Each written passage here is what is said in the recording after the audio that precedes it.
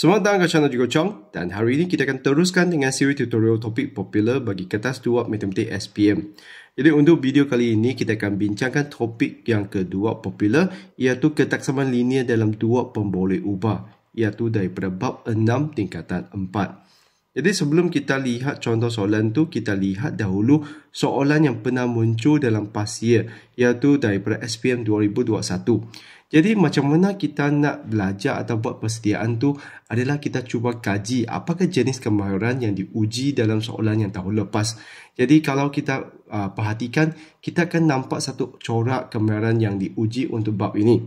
Jadi kita lihat biasanya soalan untuk bab ini muncul dalam bahagian B lah, atau soalan yang bentuknya ada bentuk ayat atau bentuk situasi tu.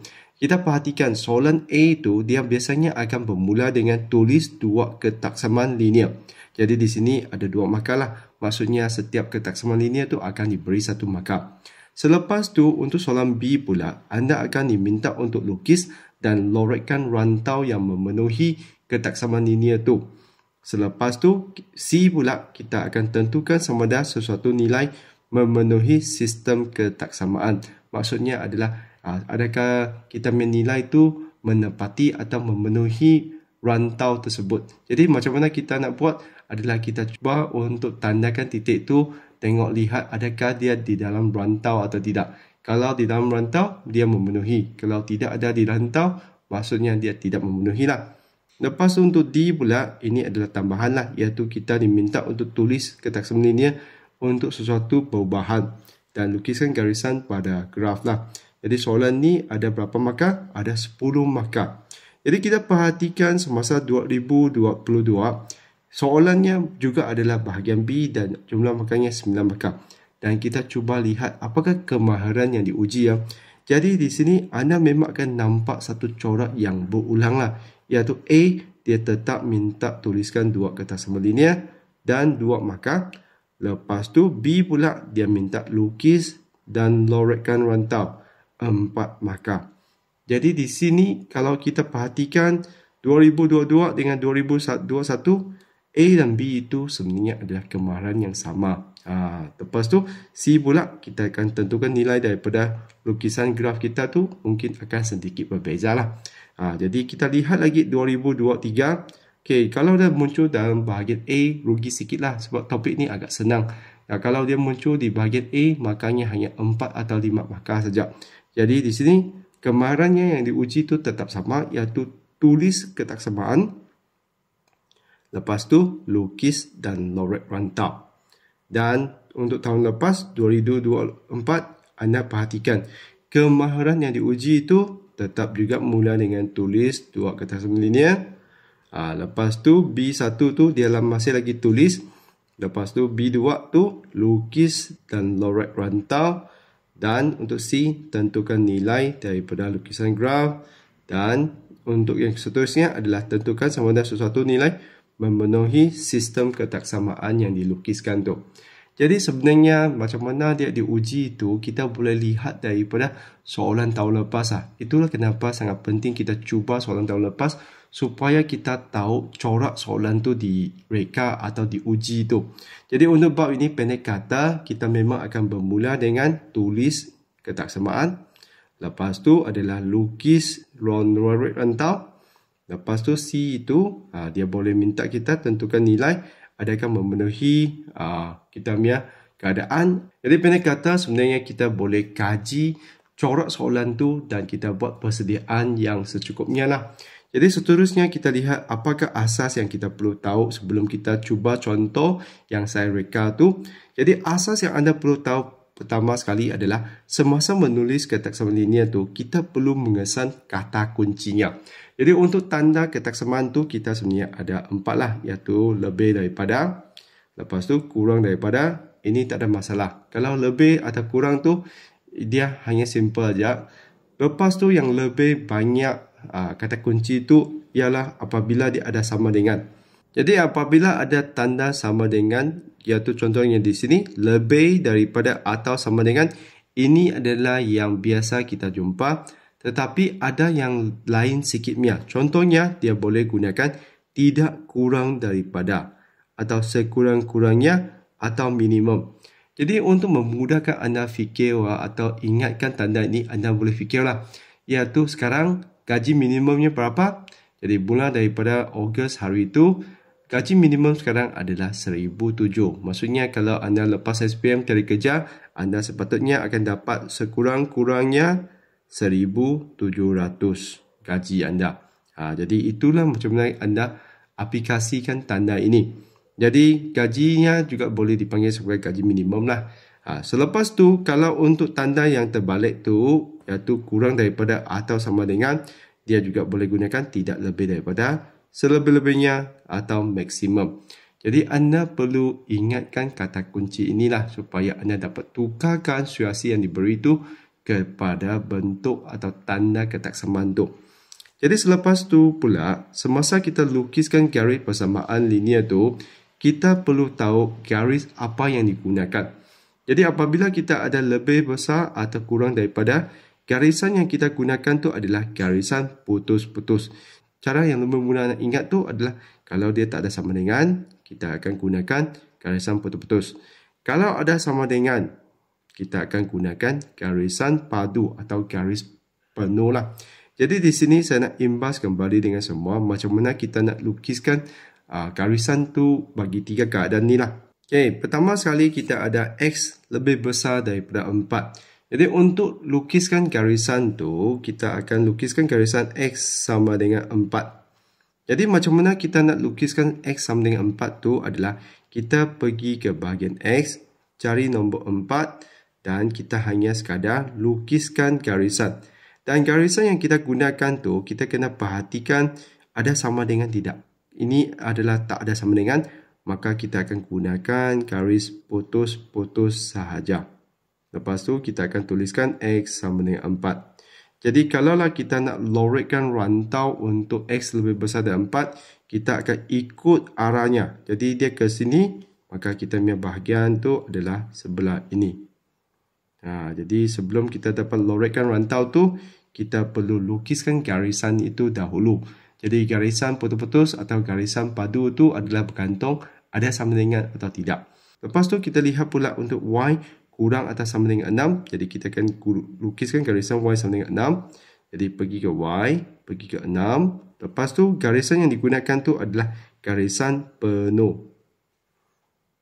Jadi macam tu. Ini adalah garisan kita. Dan labelkan Y sama dengan 6. Jadi kalau kurang daripada tu, maksudnya adalah bahagian bawah ini. Okay, sebenarnya apa maksud garisan X sama dengan 4 atau Y sama dengan 6 ni? Maksudnya sepanjang garisan tu, kita punya X tu adalah nilai yang sama. Contohnya lah, kalau saya letakkan koordinat ni, kalau saya nak nyatakan koordinat ni adalah 4, 2. Koordinat ni pula adalah 4, 4. Koordinat ini pula adalah 4, 6.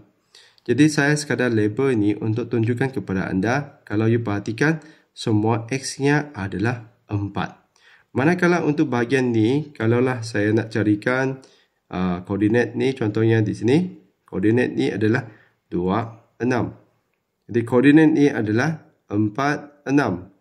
Koordinat ni pula adalah 6, 6. Jadi perhatikan sepanjang garisan tu semua Y-nya adalah 6. Jadi begitulah maksudnya untuk garisan yang di mana X sama dengan satu nombor, Y sama dengan satu nombor tu. Jadi apabila kita ada Y dan X tu pula, ini yang garisan kita nak lukiskan.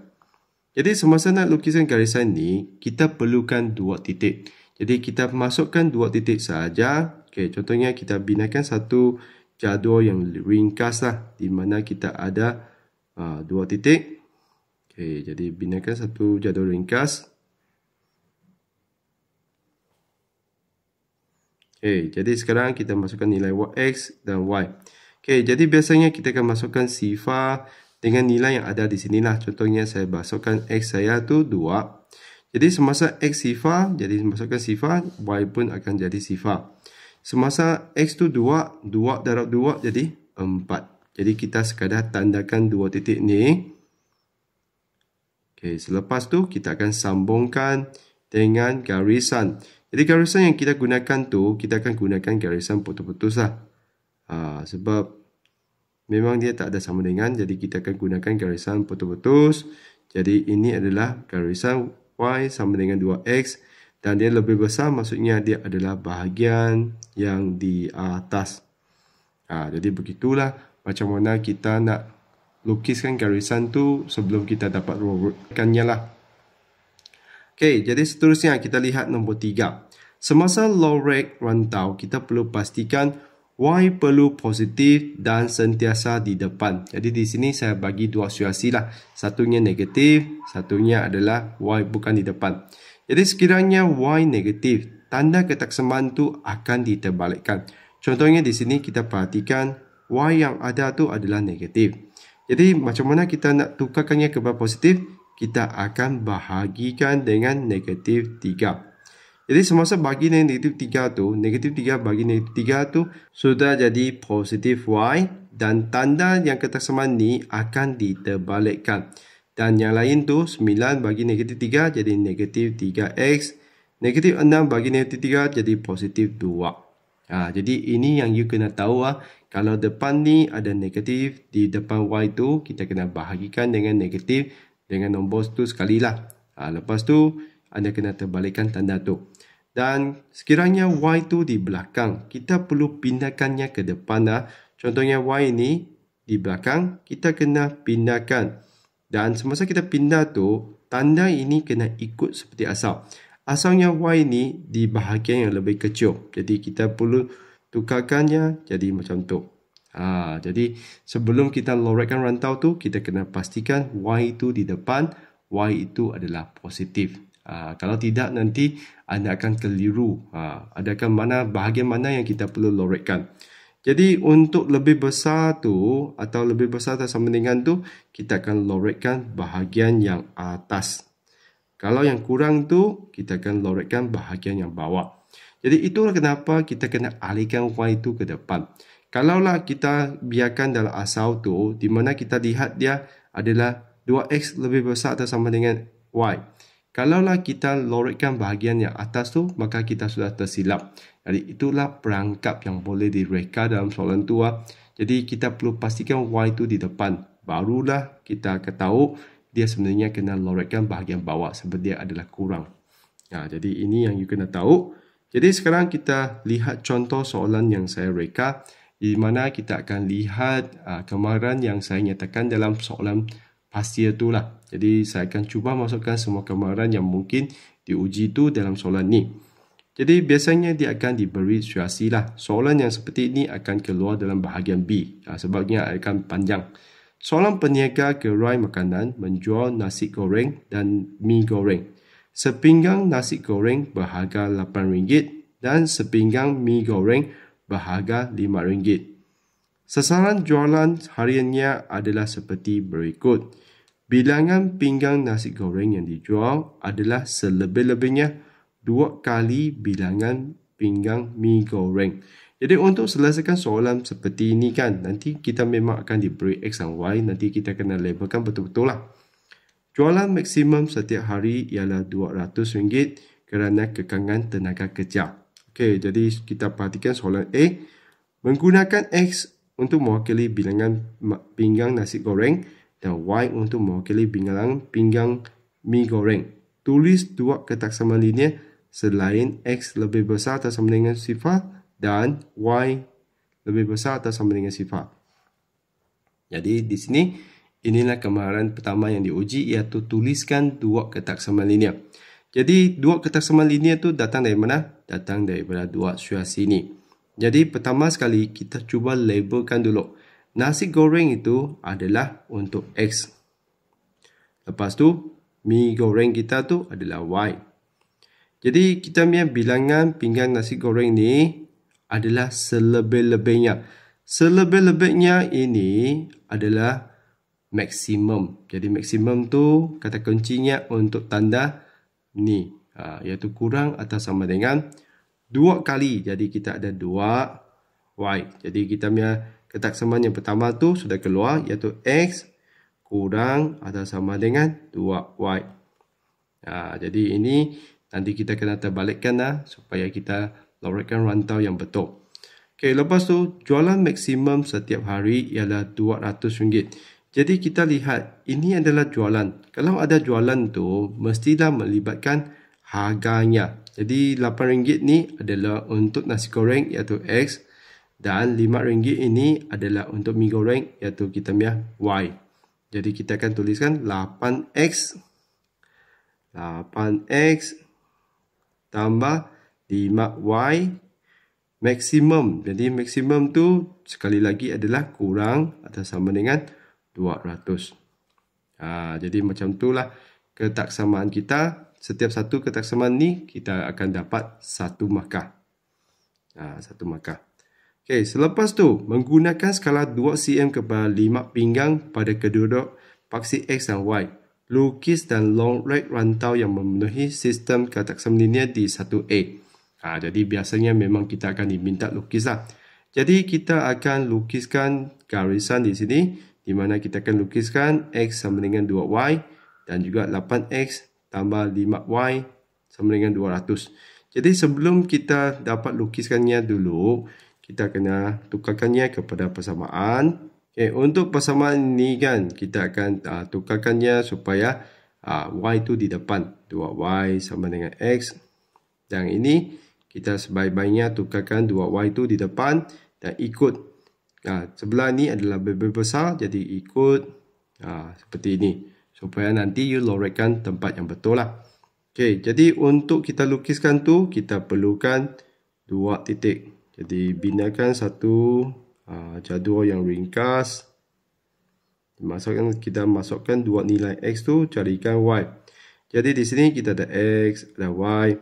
Disebabkan kita punya graf tu adalah 2 cm kepada 5, maksudnya kita punya paksi tu akan dilabel dengan sifar 5 lah. Iaitu 5, 10, 15, 20. Jadi apabila kita pilih nilai untuk masuk X tu, kita cuba untuk gunakan sifar 5 juga. Jadi mula dengan sifar. Sebab kalau keadaan dua-dua belah tu ada X dan Y tu, guna sifar. Kalau sebelah ni X ni sifar, Y tu pun adalah sifar. Lepas tu kita masuk lagi kita punya X tu. Disebab X tu nak bahagi dengan 2. Jadi kita cuba gunakan nilai yang ada pada paksi kita tu.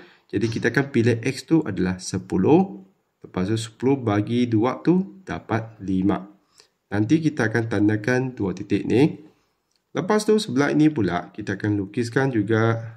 Sebelum kita lukis tu, kita perlukan 2 titik. Okay, jadi kalau ada keadaan macam ni kan, senang sahaja.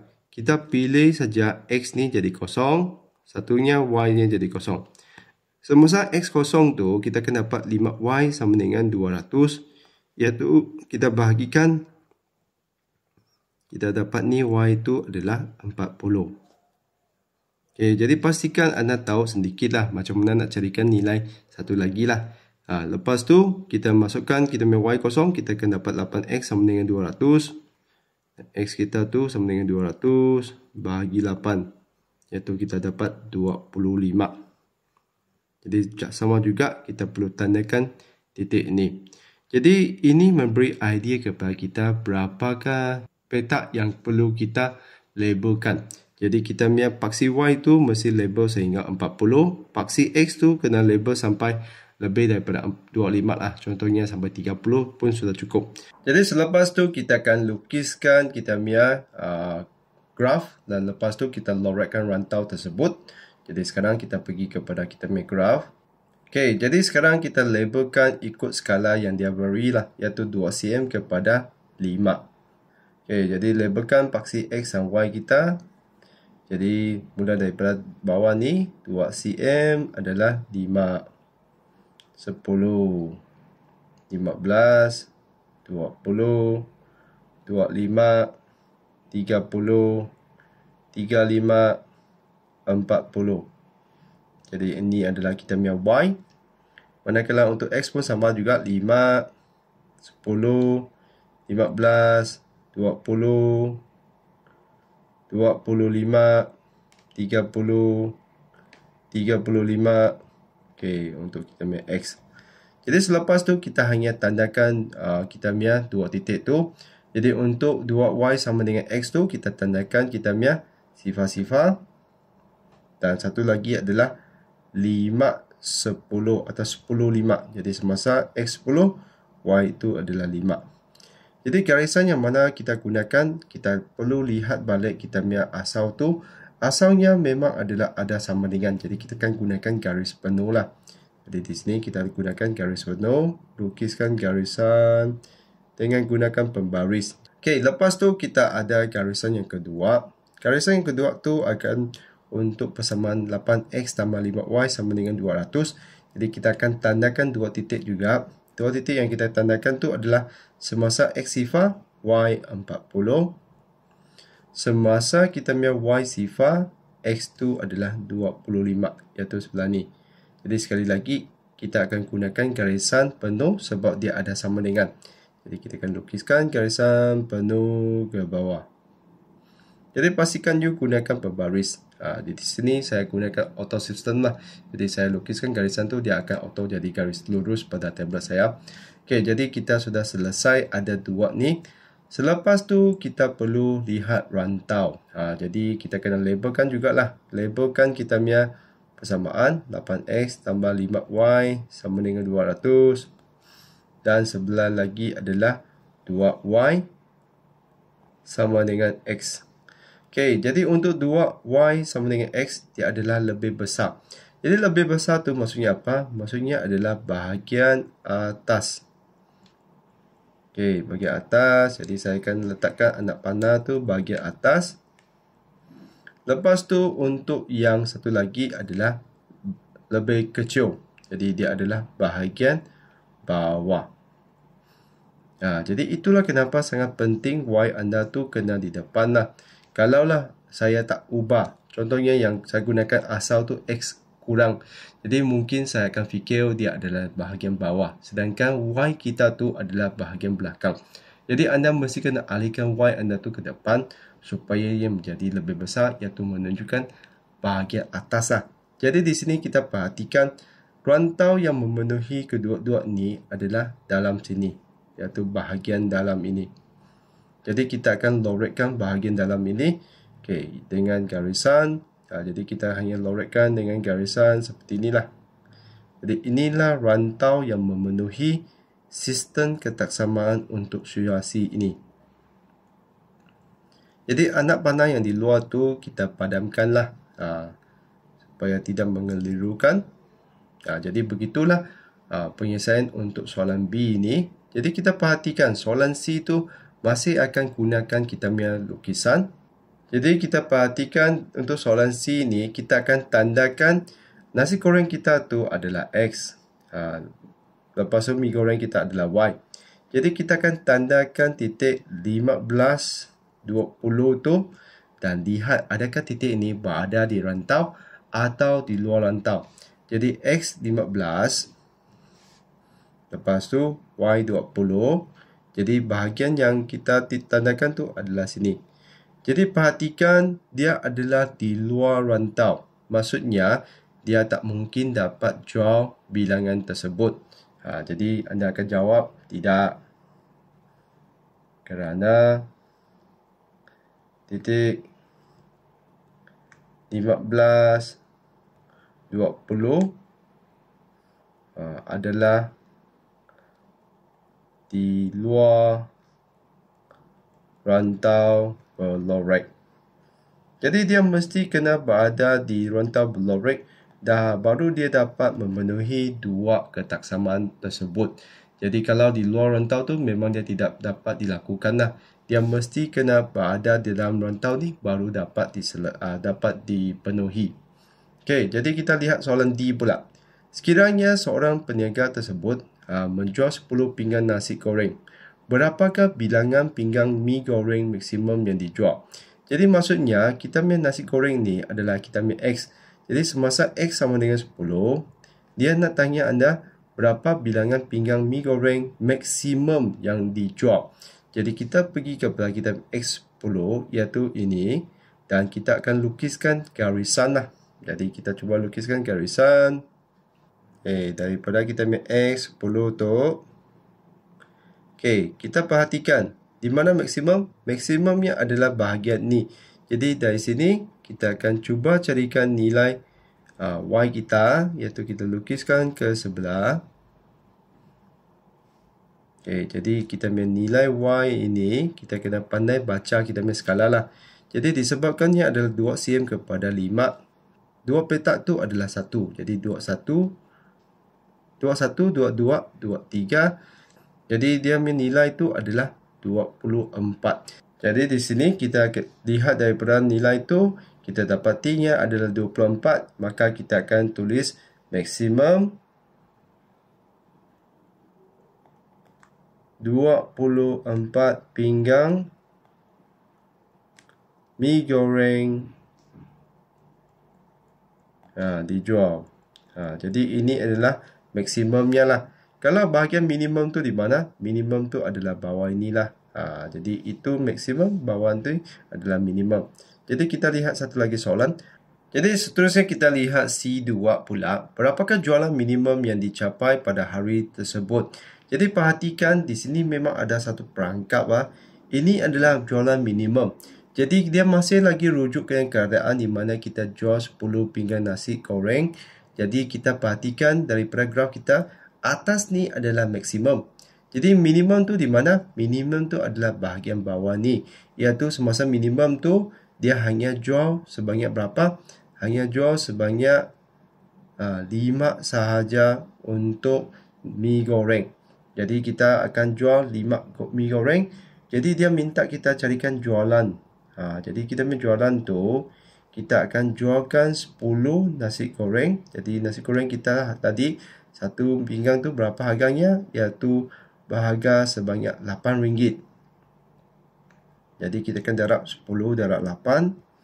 Tambah dengan 5 darab dengan berapa ringgit untuk kita punya mi goreng. Mi goreng kita tu adalah RM5. Jadi kita akan darab dengan 5. Jadi jualan minimum kita tu ini 80. Tambah dengan 25. Kita ambil jualan minimum tu adalah 105 sahaja. Jadi sebenarnya bahagian bawah tu biasanya akan kita perlu carikan nilai lah daripada kita punya graf tu yang kita lukiskan tu. Jadi pendek kata untuk bab ini, sekali lagi saya imbas kembali lah apakah kemahiran yang mungkin diuji ialah pertama sekali kita akan perlu tuliskan kita punya ketaksamaan dan di situ kita perlu kesan kata kuncinya. Lepas tu kita perlu lukis dan lorek rantau tu. Jadi semasa kita lukis tu kita kena mahir untuk lukiskan garisan lah. Jadi pastikan anda mahir macam mana nak lukiskan garisan tu untuk 3 keadaan yang saya maksudkan. Kalau kita ada Y dan X tu, kita memang akan masukkan 2 nilai X untuk carikan 2 titik koordinat supaya kita dapat sambungkan. Dan semasa sambungkan tu guna garisan putus-putus atau garisan padu tu bergantung kepada ada sama dengan ke tidak. Selepas tu kita kena pastikan Y tu sentiasa positif dan di depan. Jadi lebih besar tu di atas, kurang daripada tu di bawah. Jadi kita perlu lorekkan rantau tu dan lepas tu kemungkinan besar kalau ada soalan lagi dia akan minta kita tentukan nilai lah. Iaitu adakah nilai yang diberi tu memuaskan keadaan atau tentukan nilai maksimum atau minimum tu.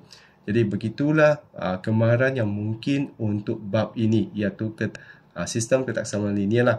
Jadi saya harap selepas anda faham konsepnya, anda mesti kena rajin cuba latihan dalam buku pasir atau buku modul tu lah. Dan pastikan anda cuba dulu daripada bab yang sama sebelum anda meneroka bab yang lain tu. Jadi begitulah untuk perkongsian kali ini. Kalau rasa video Cikgu Chong ni membantu, jangan lupa untuk tekan like dan subscribe channel Cikgu Chong. Sekian, terima kasih. Kita jumpa lagi.